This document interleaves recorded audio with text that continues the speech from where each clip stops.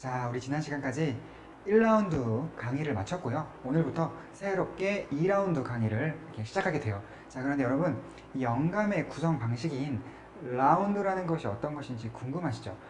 여러분들이 선생님과 공부를 해 나아가는 과정에서 우리가 왜 이런 방식으로 공부를 하고 있고 또 그렇게 공부를 했을 때 어떠한 장점이 있는지를 여러분들이 알고 계셔야 이 공부의 효율성이 더 높아지거든요. 그래서 우리가 본격적으로 2라운드를 시작하기에 앞서 가지고 여러분들에게 우리 책의 구성 방식인 2라운드란 어떤 것인지에 대해서 잠깐 소개하는 시간을 한번 가져볼 거예요. 여러분들 집에 대부분 다 영문법 참고서 하나씩은 가지고 계시죠.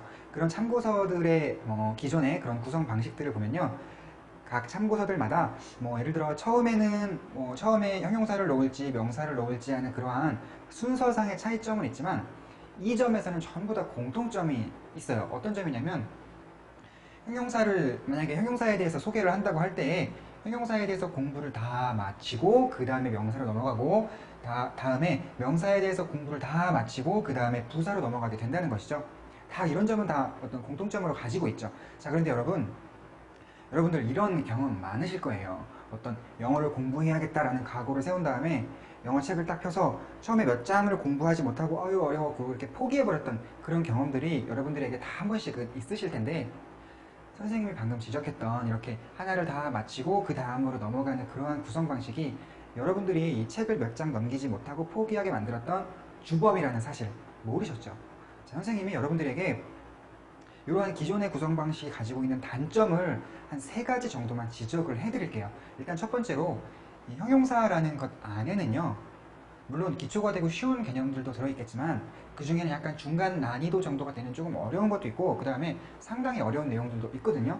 자, 그런데 영어를 처음 공부하려는 사람에게 처음부터 형용사에 대한 모든 것을 다 가르치는 이러한 방식은 처음 공부를 시작한 사람에게 어떤 학습 부담을 가중시키는 구성 방식이라고 할 수가 있겠어요. 자, 그리고 두 번째로는 영어의 각 개념들은요, 이렇게 칼로 무베듯이 딱 나뉘어 있는 거라기보단 차라리 서로가 상호작용을 하는 측면이 있어요. 예를 들어서 형용사의 한 여기쯤 있는 어떠한 개념은 명사의 여기쯤 있는 어떠한 개념을 알고 있을 때에만 그 위에다가 차곡차곡 쌓아갈 수 있는 것이지, 형용사만 쭉 공부했을 때에는 이해하기 어려운 그러한 개념들이 여기에 자리 잡고 있거든요.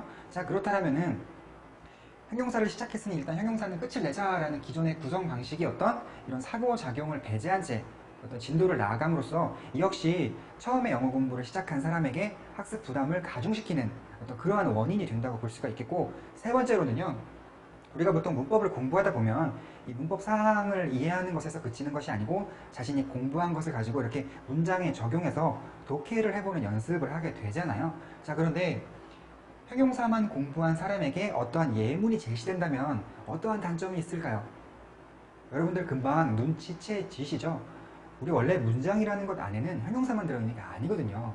여러 가지 사항들이 많이 들어있고 그것을 복합적으로 알고 있을 때에 문장을 제대로 독해할 수 있는데, 이렇게 형용사만 먼저 가르치는 이러한 구성 방식 아래에서는 하나의 내용만 알고 있는 사람에게 여러 가지 품사가 들어있는 문장을 보여줌으로써 처음에 어떠한 그 문장을 봤을 때 괜히 어려워 보이는, 이 역시 그래서 어떤 공부를 처음 시작한 사람에게 학습 부담을 가중시키는 또 하나의 원인으로서 이렇게 자리 잡고 있었다는 것이죠.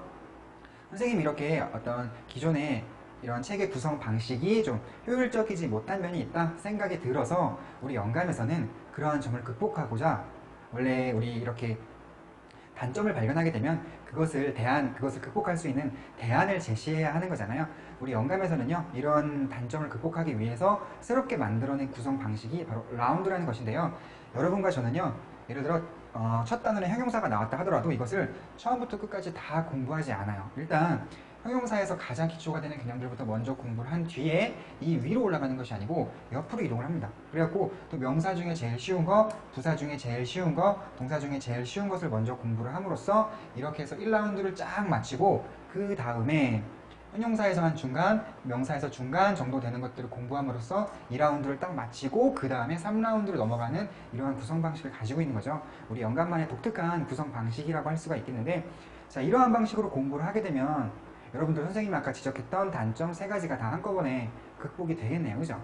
일단 처음부터 괜히 쓸데없이 어려운 개념까지 공부를 해야 되는 그런 부담감을 여러분들은 느끼실 필요가 없을 것이고, 우리 왜 벌써 선생님 부사 여러분에게 강의를 할 때에 부사하면 물론 부사가 여러 가지를 꾸미기는 하나 일단 여러분은 동사를 꾸민다라고만 알아두세요 라고 했죠. 이제 그것이 우리 라운드라는 구성 방식의 하나의 예라고 할 수가 있겠는데, 자 일단 그렇게 될 것이고, 두 번째로는요, 기초를 싹 훑고 그 다음에 2라운드로 넘어감으로써 이런 영어라는 개념이 가진 상호작용하는 측면을 상당히 충분히 이용해가면서 공부를 진행할 수 있는 이제 그러한 장점도 가지고 있고, 또 세 번째로 우리 예문을 다룰 때에도 우리가 일단 명동형부를 일단 쭉 훑어봤으니까 간단한 문장 정도라면 우리가 쉽게 접할 수가 있거든요. 그래서 선생님은 여러분의 강의한 내용을 토대로 여러분이 적용할 수 있는 예문들을 차근차근히 제시해 가면서 여러분들이 그동안 공부한 것을 적용해 볼 수 있는 문장을 만남으로써 어떤 문장을 만났을 때 이렇게 부담감을 느끼는 그런 현상을 최소화시킬 수 있는 그러한 효과를 거둘 수 있다는 생각이 들어요. 그래가지고 여러분들이 선생님과 이렇게 라운드라는 구성 방식 아래 공부를 하다 보면 이제 굉장히 효율적이다라는 그런 점을 느끼실 수 있을 것 같아요.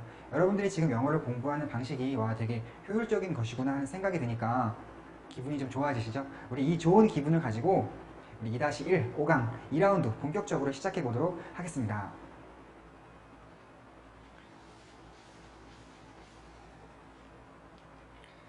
자, 우리 영어의 beautiful을 한국말로 옮기게 되면 아름다운이죠. 자, 이렇게 니은으로 끝나면서 이렇게 명사를 꾸미기에 아주 적합한 형태라고 볼 수가 있겠는데, 선생님 예전에 실수했던 경험담 하나 여러분에게 소개해 드릴게요.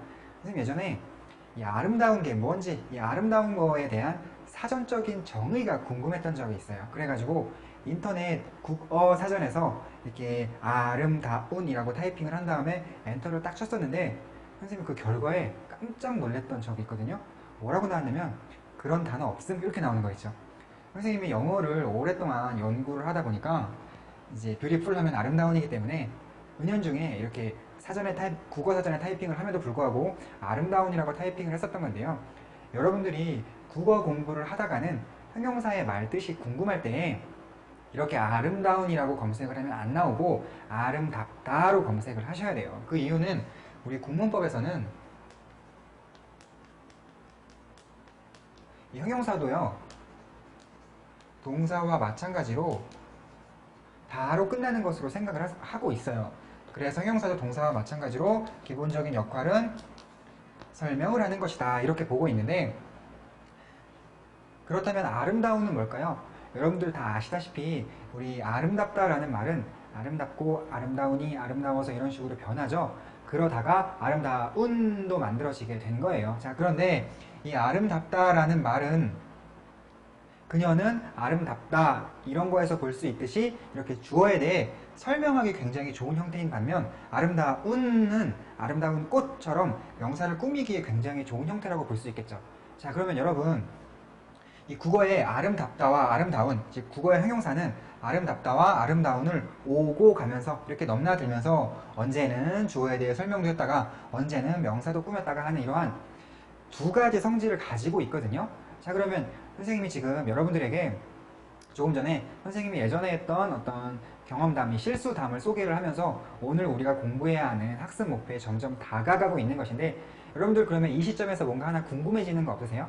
국어의 형용사가 이렇게 두 가지 역할을, 두 가지 성질을 가지고 있다면 영어의 형용사는 꼭 명사를 꾸미는 것만이 아니고 영어의 형용사를 사용해서도 주어에 대해 설명을 해볼 수는 없을까? 이런 게 궁금해지시죠? 더 쉽게 얘기를 하자면 아름다운이 영어로 beautiful인데, 그렇다면 아름답다는 영어로 뭘까?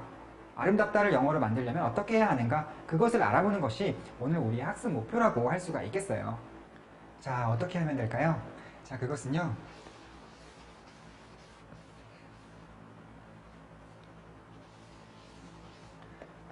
형용사를 비동사의 보어로 사용해 주시면 돼요. 자, 무슨 얘기인가 하면요, 형용사를 보어, 그러니까 보충물로 사용해서 비동사가 가지고 있는 이 빈 공간을 채워주라는 그런 뜻인데요. 자, 이 비동사의 빈 공간이 뭔가 미완성 느낌이었던 비동사가 형용사의 보충을 받으면요, 이제는 뭔가 완성된 그런 느낌으로 바뀌게 되거든요. 자, 이때 이 형용사의 니은이 비동사를 만나 아름답다로 바뀌는 그런 현상이 있어요. 자, 여러분 이렇게 선생님이 지금은 그림으로 그려 놓았는데요. 이렇게 뭔가 미완성 느낌이었던 비동사가 형용사를 보어로 써서 빈 공간에 보충을 받아서 완성 느낌으로 바뀌었다라는 것이요. 언어적으로도 어떤 가치가 있거든요. 이건 무슨 얘기냐면 우리가 독해를 하다가도 비동사가 있고 그 뒤에 형용사가 보어로서 나타나 있게 되면은 이 두 단어를 더 이상 다른 별개의 단어로 보지 말고 한 단어로 봐라, 그 뜻이에요. 즉, 뭐 예를 들어서 이렇게 설사 이 두 단어가 보통은 띄어쓰기가 되어 있지만 그렇다 하더라도 이 두 단어를 한 단어로 인식해라. 한 단어로 인식해서 두 단어를 한 단어로 인식하고 해석도 한꺼번에 같이 해라. 이제 이런 뜻이 되는 건데요. 자, 선생님이 방금 얘기한 걸 여러분에게 요약 정리를 해드리면 이렇게 될 것 같아요. 이렇게 비동사 뒤에 형용사가 나타나 있다면 이 두 개의 단어를 별개의 단어로 인식하지 말고 하나로 생각해라. 자, 이때 형용사의 니은은 비동사를 만나서 다로 바뀌게 된다, 이거죠. 자, 그리고 여러분 선생님이 지난 시간인가요? 왜 일반 동사와 목적어의 만남은 주어의 동작에 대해 설명하게 되고 비동사와 보어의 만남은 주어의 상태를 설명하게 된다, 이렇게 얘기했었죠. 자, 그런데 여러분 우리 형용사라는 것은 우리 저번에 품사 공부할 때 의미 특징, 그 안에 담겨있는 정보가 주로 상태에 관련된 것이다, 이렇게 공부를 했었죠. 자, 그러면 형용사의 니은이 비동사를 만나 다로 바뀌게 되면 이제는 주어에 대해 설명을 하게 될 텐데 그때 당연히 주어의 상태가 무엇인지에 대한 설명이 이루어지게 되겠죠. 자, 그래서 여러분 여기다가 이렇게 상태 설명이라는 것까지 이만큼을 필기해 놓도록 하시고요. 자, 그 다음에 한 가지를 더 필기를 해야 될 텐데 우리가 지난 시간까지 형용사는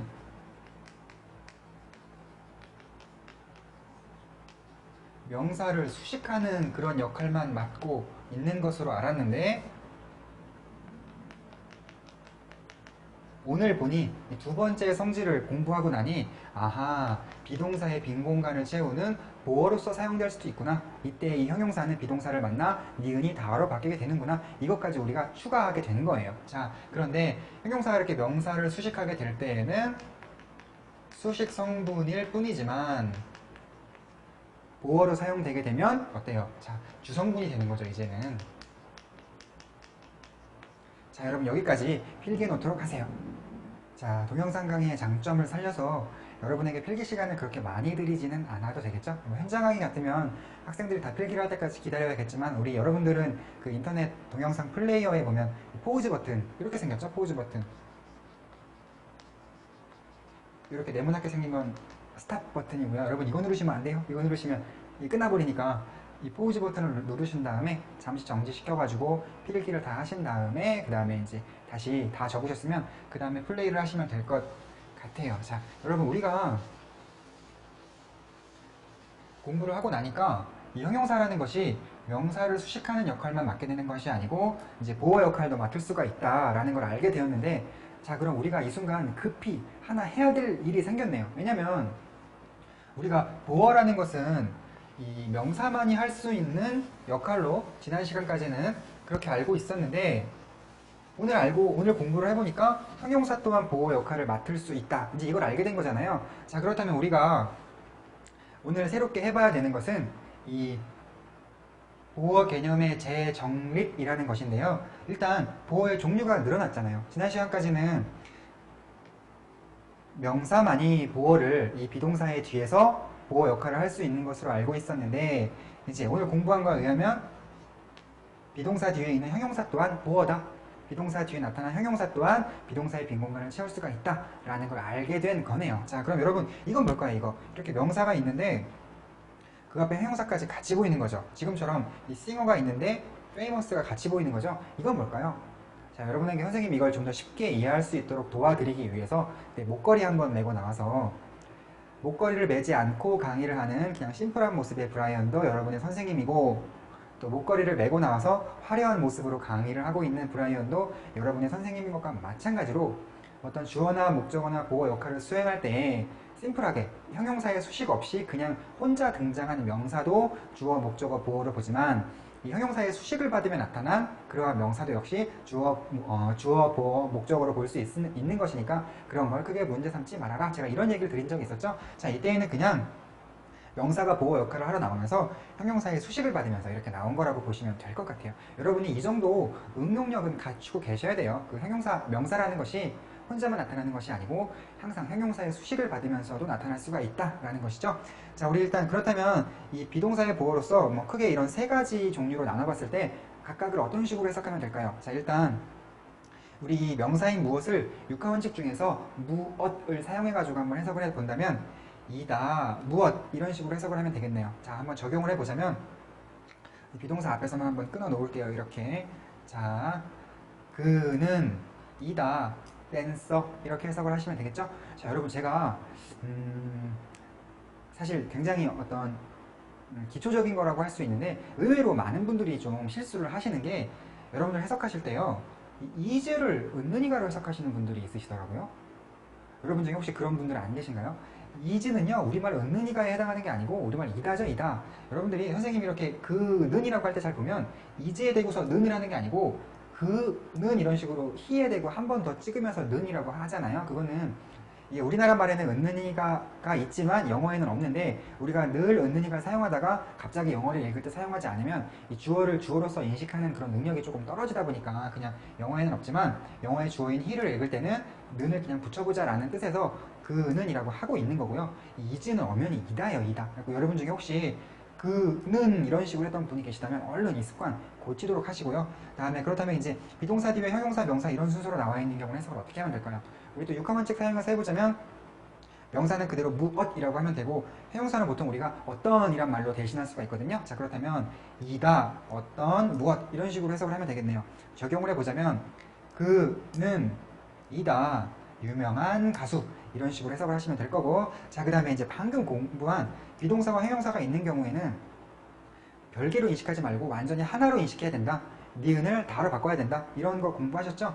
자, 그녀는 한 다음에 한 단어로 인식해서 행복하다. 행복한의 니은이 비동사를 만나서 다로 바뀌겠네요. 그러니까 그녀는 행복하다. 이렇게 해석을 하시면 되고 자, 여러분들 사실상 이 비동사의 보호로서 지금 명사 보호와 형용사 보호가 가능하다 이걸 공부를 하게 되었는데 선생님이 지난 시간에는요 어떤 왼쪽에서 오른쪽으로 쭉 읽는 직독직해를 강조하는 바람에 사실상 이 명사 보호를 비동사의 빈 공간을 채우는 것이니 이 둘을 한꺼번에 인식해라 라는 그 점을 사실 많이 강조하지 않았어요. 자, 그런데 어차피 명사 보호도 비동사의 빈 공간을 채우는 것이기 때문에 우리가 어차피 글을 읽을 때 이 두 가지를 한꺼번에 인식하는 게 바람직한 거거든요. 자, 그렇다면 이 두 개의 단어를 우리가 눈으로 동시에 인식해서 머릿속에서 동시에 해석을 할 거면 그냥 꼭 이다, 무엇이라고 하는 것보단 그냥 편하게 무엇이다 이런 식으로 해석을 해주는 게 더 편할 수도 있겠네요. 다시 말해서 그는 이다, 댄서 이런 식으로 가는 것도 뭐 괜찮겠지만 그는 두 개를 한꺼번에 인식한 다음에 그는 댄서이다 이런 식으로 인식을 하시고 이 경우에는 그는 한 다음에 유명한 가수이다 이런 식으로 독해를 하셔도 괜찮을 것 같아요. 자, 여러분 선생님이 여기서 여러분에게 한 가지 좀 어려워 보이는 질문을 드린다면 자, 여러분이 두 가지 2번 문장과 3번 문장에 쓰인 두 가지 형용사인 famous하고 happy의 차이점을 좀 구분해 보실 수 있겠어요? 자, 일단 2번 문장에 쓰인 famous의 경우는요 뒤에 나온 싱어의 장식품용 형용사죠.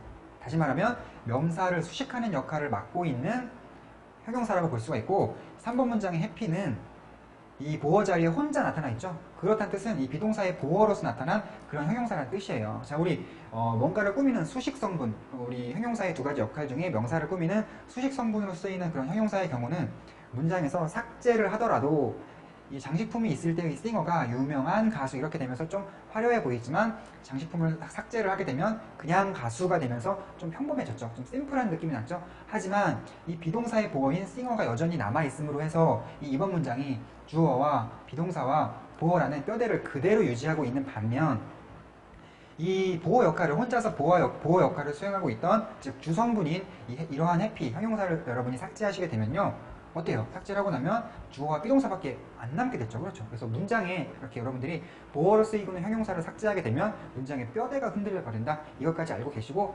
구분하는 건 쉽죠. 비동사 뒤에 형용사가 혼자 나와서 혼자 보호 역할을 수행하고 있느냐 아니면 형용사와 명사가 같이 나왔느냐 이때에는 수식하고 이때에는 보어를 한다. 자, 이때 해석은 형용사를 사용해서 명사를 꾸미게 한 다음에 그 다음에 명사 다음에 이이다 이런 식으로 해석을 하면 되고 형용사가 혼자 보호 역할을 하고 있는 경우는 비동사와 형용사를 합쳐서 니은을 다로 바꾸는 이런 해석법도 여러분들이 다 알고 계셔야 되겠네요. 자, 여러분 우리 형용사에 대해서 오늘 두 가지 성질 공부를 했어요. 자, 첫 번째로 우리가 기존에 알고 있듯이 명사만 수식하는 그런 수식 성분으로 쓰이는 형용사의 역할만 있는 것이 아니고, 자, 이렇게 보어로 쓰일 때는 주성분이 될 수도 있다라는 거 공부하셨고, 이제 비동사와 형용사가 만나면 뭐 니은을 다로 바뀌게 된다. 자, 뭐 아시죠? 그 다음에 우리 보어에 대해서도 어떤 손질을 차차차악 했는데, 명사만 보어로 쓸 수 있는 게 아니고 형용사 보어라는 것도 존재한다. 이 비동사 뒤에서 비동사와 함께 해석하는 어떤 그런 품사로서 명사만 있는 게 아니고 형용사도 있다.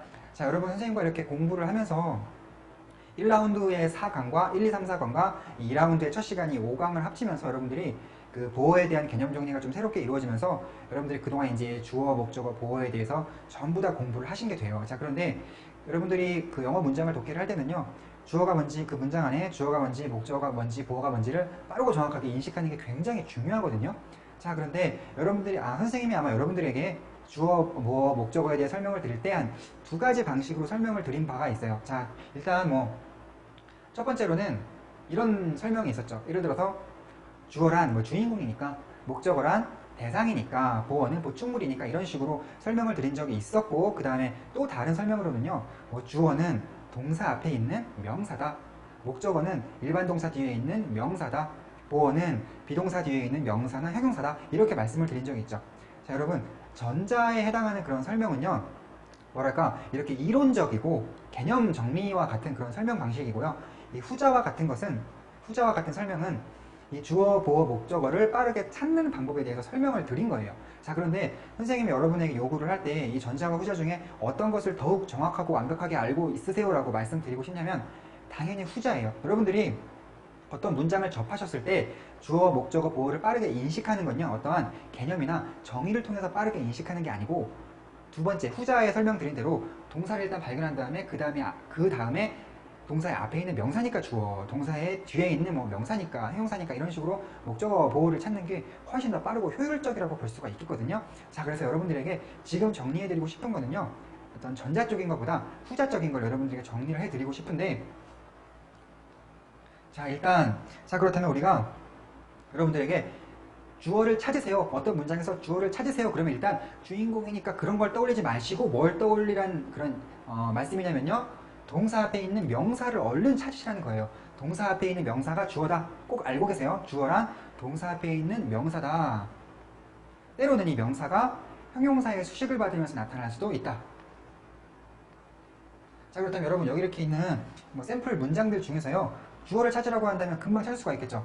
자, found라는 동사가 있으니 그 앞에 있는 Matthew라는 명사가 주어일 것이고, 자, 여기에 so라는 동사가 있으니 그 앞에 있는 boy가 주어일 것이고, 자, am이라는 비동사가 있으니 그 앞에 있는 명사인 I가 주어일 것이고, 여기 이번에는 is라는 비동사가 있는데 그 앞에 one-sided라는 형용사의 수식을 받고 있는 명사가 등장했죠. 자, 그러니까 이번에는 이만큼을 다 여러분이 주어라고 봐주시면 되고, 자, 그다음에 마지막 문장은 was라는 비동사가 보이는데 그 앞에 명사가 보이므로 이 명사 여러분들이 주어라고 빠르게 인식하시면 되는 거예요. 자, 그 다음에 이렇게 인식하신 다음에 해석할 때는 이 중에 명사 쪽에다가 은는이가를 붙이면 자연스러운 해석이 이루어지겠죠. 자, 그 다음에 여러분들에게 만약에 제가 문장 속에서 목적어를 찾으세요 라고 말을 하면 이때에도 대상 이런 거 떠올리지 마시고요, 일단 먼저 일반 동사를 찾고 그 뒤에 있는 명사가 바로 목적어인 거예요. 때로는 그 명사가 형용사의 수식을 받으면서 나타날 수도 있겠죠. 자, 목적어로 쓰일 수 있는 것은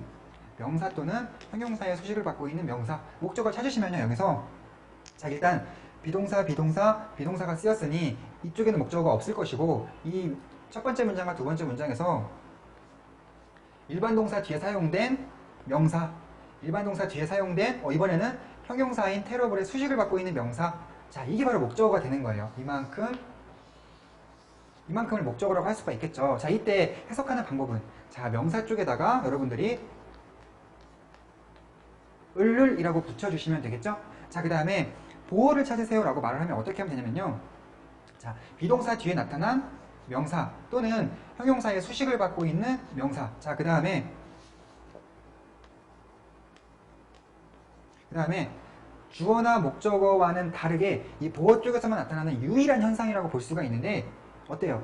형용사가 단독으로 나타날 수가 있죠.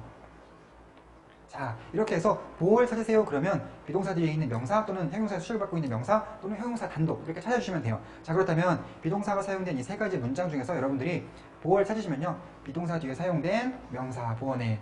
비동사 뒤에 사용된 형용사의 수식을 받고 있는 명사니까 이만큼이 보어인 거고요. 그 다음에 비동사 뒤에 있는 형용사. 이때는 형용사 보어가 쓰인 거네요. 이때 각각을 해석하는 방법은 우리가 오늘 이번 시간에 공부한 것이므로 이거는 여러분들이 그걸 참고하시면 되겠죠? 자, 이렇게 해서 우리 5강도 마무리를 하도록 할게요. 여러분들 선생님이 이 퍼스트타이머즈라는 코너에서 말을 해드린 거는요. 요약 정리를 해드린 것은 여러분들이 선생님이 여러분에게 요구하는 것은요. 선생님이 뭐 암기 다 하라고 안 하잖아요. 그죠? 그러니까 이것만 완벽하게 암기를 하셔야 돼요. 그래야 이걸 배경 지식으로 삼아서 다음 단원을 또 이렇게 하나씩 우리 라운드라는 구성 방식에 의해서 하나씩 쌓아갈 수가 있는 거니까요. 자, 여러분들 거의 어느 정도까지 제가 요구를 하냐면요. 마치 이렇게 뭐 복사기로 복사하듯 아니면 스캐너로 스캔을 뜨듯이 이 정도는 여러분들이 그냥 눈 감고 술술 그릴 수 있을 정도로 암기가 이루어지셔야만 이제 다음 단원으로 넘어갈 그런 준비가 되신 거라고 볼 수가 있어요. 자, 여러분들 복습하신 다음에 우리 다음 강의에서 만나요.